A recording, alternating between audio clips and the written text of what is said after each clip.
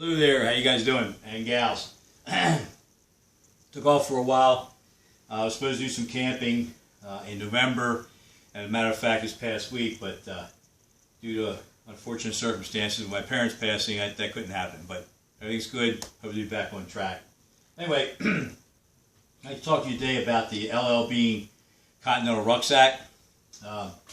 Priced moderately, eBay, 40 to 80 some odd bucks, whatever. There's a number of different versions depending upon the year it was made. Some are made out of nylon. Some have this zipper pouch in the front here and not the fast tech type. This is more modern, I believe. It's more recent. It's made out of a recyclable type material. Really nice. It has a rubberized coating underneath, so it's probably pretty water resistant, but I wouldn't trust it for a downpour or a deluge. Okay. It's like a smaller, modified, medium Alice Ruck. It's got 2 side pouches and 1 fatter front pouch. It's a bag-type Ruck configuration, so it's an open bag. Inside here, I'll show you a little bit later, is a holder for keys, cell phone, whatever. It also has a bladder for a camelback pouch in there, and it has a clip that holds it there. This has 2 round ring type straps on the side, so you can put your axe there. Slide it down the pockets, which have a false back or an opening back here for cross-country skis or tent poles or whatever you like to place back there. Okay. The bottom here has extended straps. The guy modified it. I bought it from. I mean, this is basically new. I bought it from this guy. You want to put a rolled blanket down there or whatever. That's just a outside British camo field jacket. Okay, I like them because they have bigger and more pockets than the American or the GI one. Okay, all right. So suffice it to say, I'm going to show you some of the things that can be put inside of this. First of all, I'm going to talk about the C's. Okay, cover, shelter, whatever. Okay, you guys that are Vietnam guys like I am would recognize the poncho. Also the poncho liner, which this is already set up the configuration for. Take my word for it, the poncho liner's in there. You can use this as a makeshift sleeping bag. There you go. There, makeshift sleeping bag. If you don't have shelter, you can put this poncho up as a tarp, and you can use the poncho liner as a blanket. Okay, that's that. Another thing is I carry this. This is a quilt jacket. It's a 3/4 zip, and it has its own containered pouch, and you can use it as a pillow, and it provides you some extra warmth. Okay, especially when you're sleeping. Along with that, everybody carries chamois now. I got a ton of them, different colors, whatever. These are good for wounds, for slings, for washing, dishwashing. You can wear them on your head, as you know, to keep you warm around your neck. Sandstorms, whatever. They're just a great piece of utilitarian gear. Okay.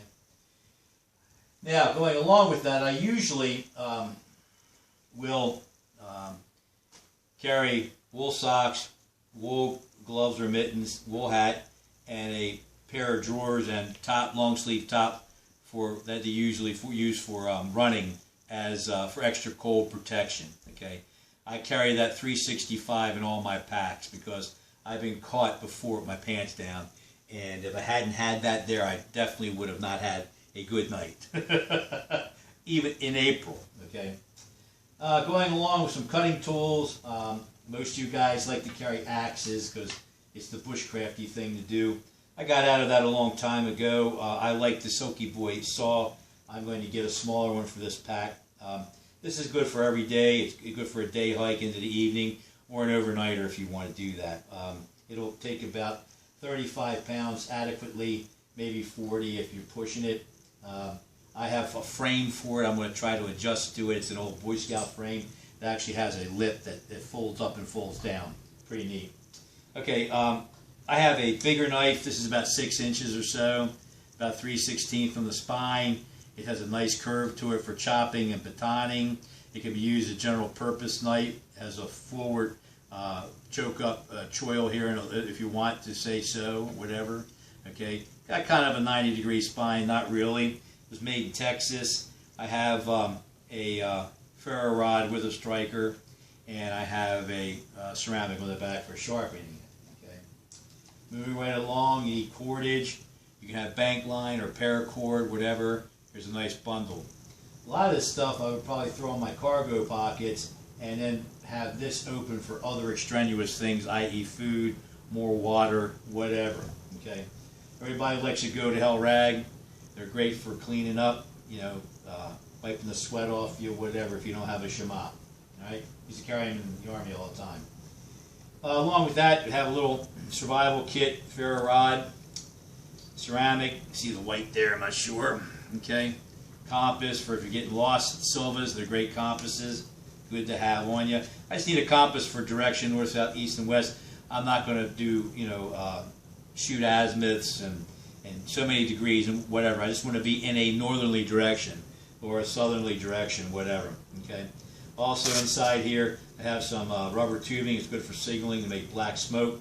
I have a lighter, and I also have a Swiss Army knife Hunter, which has a saw blade on it, which you'll probably use a lot of, the awl and the blade itself.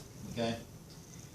Moving right along in sharpening your items, I have a medium and a fine stone. Keep things sharp. Okay, especially when you have those bigger nicks on your blade and you want to run them out. Okay, a stone is the best way to do it. Inside this little waterproof bag, I don't carry ditty bags. They weigh too much. They cost too much. These are cheap. They're inexpensive. You can throw them away. I have 2 packs of matches. I also went to a dollar store or whatever, got a magnifying glass, just took the handle off, and can use it on those sunny days to start a fire. I'm not going to spend time with spindles and splitting steel and all this other stuff. I'm not knocking it. I think it's cool. But if you got to get a fire started, you want something there. All right. Also, if you're going to repair equipment, upholsterer's needle or sailing needles, curved and straight, pretty thick, you can use the body of the paracord as suture and or for repair. Another good thing to take if you want it, or quick ties. I carry them every once in a while. All right. Here is a wide mouth water bottle. It's aluminum, or actually stainless steel. You can cook in it. You can get water in it, boil in it. The plastic doesn't matter if it starts to come, burn, whatever. You just put the toggles in, hang it high over the fire, whatever. Okay, that's an adjunct to your cooking kit rather than an Nalgene bottle. Okay, which will crack, splinter. They don't do well in really severe cold, so forth and so on. So I want to have something that'll last me a while, since I'm going to need to depend on it. Have some tea bags, some more matches. This is a Pocket Rocket by MSR. They go anywhere from $35, the older ones, to 40 some odd bucks, the newer ones. The newer ones are shaped a little differently. Still the same great price, same good product, material, whatever. All right, Pocket Rocket. I have like 3 of them. When I tend to like something, I buy in multiples, because if one breaks or if I lose one, or I set them up in my other different packs, okay? Because I have a winter bag, I have a spring and summer bag, and I have a fall bag. I have a lot of bags. Here's a propane or a butane cartridge, okay? This will last me about a weekend of just boiling water, per se, all right? It comes with a little bottom here, which it will give you a firmer base. You hook them on here. They clip on. See, gives me a wider base if I'm on uneven land, territory, whatever. Come on. You let go. Wait. Very secure. Okay. Other thing is, you have any type of spoon, metal spoon, the long spoons, whatever. This is just a cheap bamboo dollar store spatula. You can use it as a spatula. You can spank somebody, or you can eat with it.